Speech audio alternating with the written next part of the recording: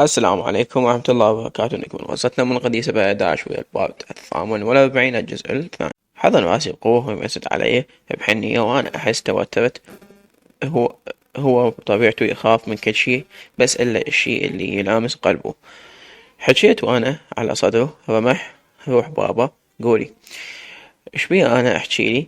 كنا نتعرض للأمراض النفسية بس أكو أمراض تتعالج ويعالجها الإنسان بنفسه، وأكو أمراض إذا نتركها توصلنا للموت.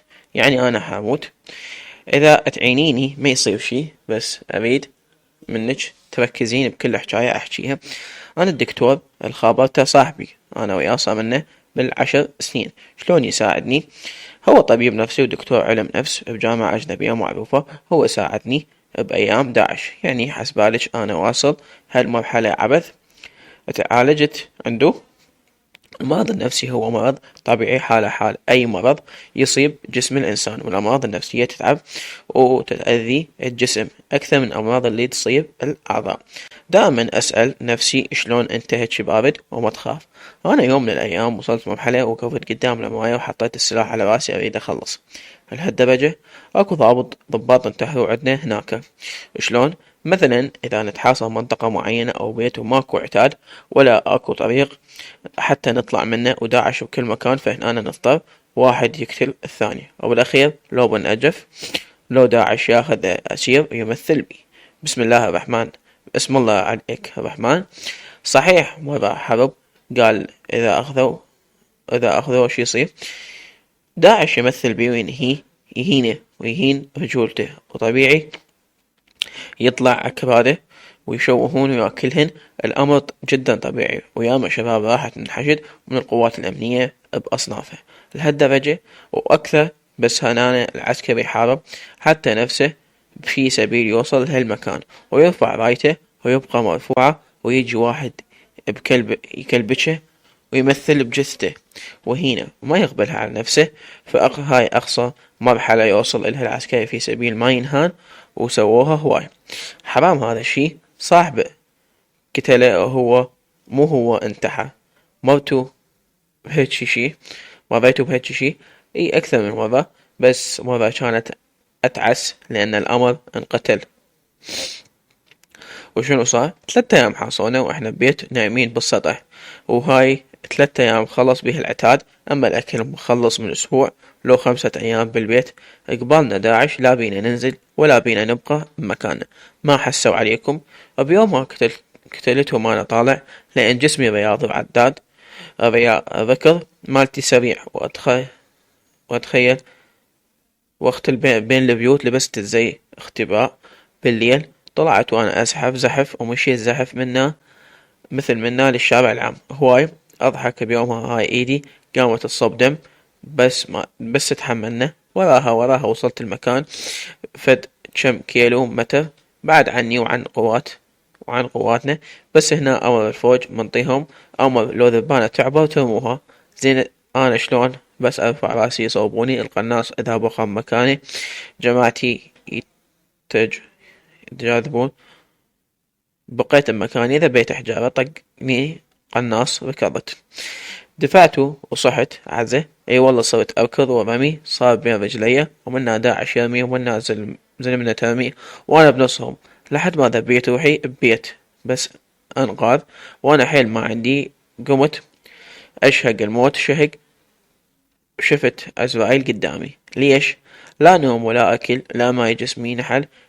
قمت اهلوس بذيك الساعة. صرت اردد الشهادة وفرحان راح التقي بشهداء لهناك. وطبوا شباب يسلبوني وشافوني بدون ما احكي. قلت لهم الولد حاصوا ولحقوهم لحق لحقوهم لقوهم بس رؤوس مقطعة. يا الله زلم بشربوا وبجت دم. ما تشوفيني مصدوم منك. ايش تحملتي وشلون شفتيهم؟ ما شفت مثل ما انت شفت، لان هاجر قالت بذاك الوقت لو ندوس ببطنهم ما حد يحكي ويانا، فاستلمتهم غلط وفشار. كنت اموت انا بداخلي بس وصانا حرب لا تخافون يستضعفوكم. شفت المذابح، شفت ذبحوهم بتيزاب، وشفت سلخوا جلدهم، وشفت علقوهم وجوهم شبوا نار ويصيحون تفضل شاورما على الطريقة الرافضية. هاي لا شيء. دا أحلم بيهم رمح. ما أعرف، أنا نسيت الفترة اللي فاتت، التهيت بزواجنا، بس ليش دا ترجع الحالات عندي؟ ورا الولادة يصير اكتئاب، يسمونه اكتئاب ما بعد الولادة، ومدته تتفاوت ما بين الشخص وحسب الشخص وشنو يعاني بين الماضي وبين فترة الولادة، وعلى هذا الإحساس يتم تشخيصه ومعالجته. بس هذا الشيء أثر عليك بسبب الأمراض السابقة.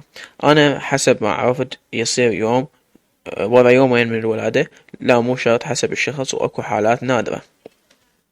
يعني أنا هسه شكو اكتئاب مرض نفسي صار بيه شاب لو علاقة خضرة، حتى الخضرة بيها فايدة. جابك مثل ما انت لا تتوقعين حبيبك، لجل شهوة ولجل رغبة، او انا اكتملت بيك، حسيت بقيمتي وياك، حسيت بروحي انسان، واكرر هالالف، حسيت انه انسان احب وانحب، سحب راسي وبراسني بشفتي، جابك شكثر حابك بشكثر حابك، ابتسمت وهمست وهو قريب مني، تتحملني مثل ما تحملتني اتحمل، وانا الممنون. ليش جا حابني؟ اذا اقلش ليش ما احبك ردت احكي، همس هو ذاب ثقلوا علي، حط ايده على شفتي ويضحك بنظرات هذا وكلها حنية. اريد اشغل شي واريدش تسترخين. وقف ذب البودي، وعندنا جهاز دي جي يشقد بقد شف الايد، صوته عالي يربط على البلوتوث. ربط الجهاز بي وشغل موسيقى هادئة، وسد البردة، ظلم الغرفة وشغل التيب اللام. كان بوقتها الجو غائم وصوت الهواء عالي يدق بالشباك. أضحك بحركاته، ذب نفسه بالفراش وعيونه علي، سحبني لحضنه وقال غمضي وانتي على صدرك دافي، أحس نفسي بردانه. إذا عندك حكي ذبيه، وانتي مخلية راسك على صدري، أنا أسمع لك. هو يدفيك، والسبب هالحرارة اللي بجسمي هي قربك وريحتك حبك يخلي جسمي دافي. تحبني يا رمح؟ كلش. ليش؟ كل واحد عنده بيت وعائلة، يرجع من الشغل يروح لبيته يرتاح. حتى أمي إلها سجادتها وحنين إلها بربعها. محد متحملني، ومحد متحمل حرقان دمي ومزاجيتي. أنا أتحملك حتى لو أتعصب علي. شفت روحي بعيونك. رفع راسه وأنا على صدره، وحكى وضوى التيب اللام ضربه بوجهه. ضحكت ملامحه وابتسم ورفع عيونه. شفت كثافة رموشه، رفعت ايدها تلمستهم. نزل عيونه إلي وابتسم. حافظ لك نظرة. شنو هي؟ لزم حنشي ويمسح بشعري بأطراف أصابعه. مرة أنا أشتغل وانتي صافنة بيا، واضحك على خدك، حسبالك ماكو شي بالغرفة، بس بوذيبة أم تصيح باسمك وانتي ضايعة برمح. صافنة بحركاتي، أشيل استكانة شاي وعيونك تنشال وياها. من يوم حسيت بشعور فرحة الأم بأول ظناها. أنا أحبك وأنا أحبك أكثر ما أعوفك ولا أشوف غيرك. مرة وتحرم علي نسوان الدنيا كلها، حتى لو تتمرض، لو ما يصير أقلك.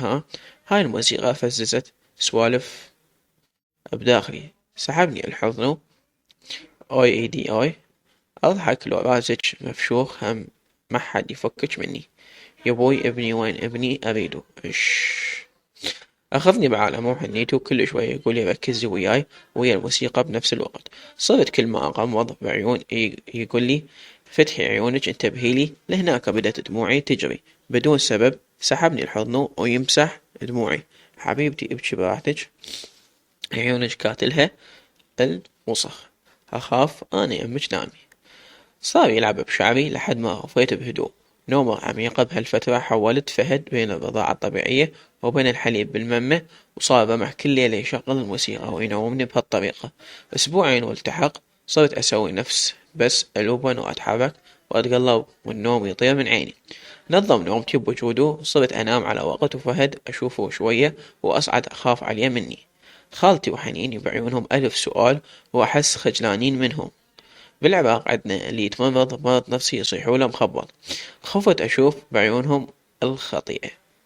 قاعدة بغرفتي وألف كلمة ببالي، خطية رمح ما يستاهل هيجي يصير بحاله. يجوز هو يشفق علي، يجوز لأن غلط بحقي يريد يصحح لباله.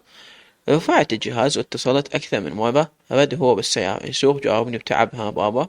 رمح قول يا روحه، انت تسوي هالشي وياي لان انت ببالك انا زعلانة منك لان اذيتني لما كنا عند داعش؟ لا بابا، اسوي هيك لان احبك. رمح فهد ضحك لي اليوم نزلت جوا، خالتي كانت تسبح وانا نزلت، اخذت حنين وياي، خفت عليه، خفت اخنقه، انا اصلا كانت المخدة بصفه واخذتها والله. وبعد شنو سويتي؟ ضحكت وقمت اناغيه، وحنين قامت قالت شميه، ريحته لبسته حفظته وصار نظيف، ريحته طيبة. رمح ريحته تجنن. شميتيه وحضنتيه؟ اي بابا، كانت ريحته تجنن. هو ما يزعل مني اذا أك... اذا كبر وعرف انا ما داريته راح يقول امي مو كفو، والله انا احبه هواي. راح يحبك ويفتخر بيك اليوم. بشنو؟ حاسة احكي لي اعراضك؟ ما ادري، بس انا احكي لك وانت احكي لي، بس خلي اطبق على صفحة. انت وين؟ طالع بطريق السريع البصرة. شوية وحسيت صوت السيارة اختفى. رمح وياك حبيبتي؟ سمع الصوت حركة شوية وقال يمي دفتري. الشعور بالعصبية أو القلق أو توتر، الشعور بالخطر الوشيك أو الذعر أو التشاؤم. اي شوية الارتفاع، الشعور بالضعف أو التعب، الصعوبة بالنوم. اي هواية دا أموت. زين، مواجهة الصعوبة في السيطرة على القلق، وجود الحافز للتخلص من الأشياء تسبب في شوية. ما تقدرين تنامين مو بابا؟ اي اريدك يمي. بقى الخط مفتوح وانا اسولف وياك. شغلتي موسيقى؟ اي ونمت على ملابسك وشميت عطرك، بس مو مثلك اريدك يمي. ما عندك صديقة تحجين وياها؟ مو كانت شيماء وياك؟ عافتني زوجة ما عندي غيرك، انت حتعوفني هم تعوفني. لا ما اعوفك، اهدئي، احكي لي قصة مو حفظتي قصص الفهد؟ احكي لي ياهن. صدق احكي لك مضوج؟ لا ما ضوج، سولفي. بديت احكي له وانا احكي، قمت ابكي وحاول يسكتني، زدت بالبكي، بقيت بالساعة انا على نفس بس ابكي، ما اعرف ليش، شي واقف بصدري اريد اطلع من راسي، شي دي يصير لي. تعبت بس بقى ساكت ويسمع لي. رمح بس قولي اتعالج لو لا والله ما اريد اموت. تتعالجين لا تخافين. ليش بارد؟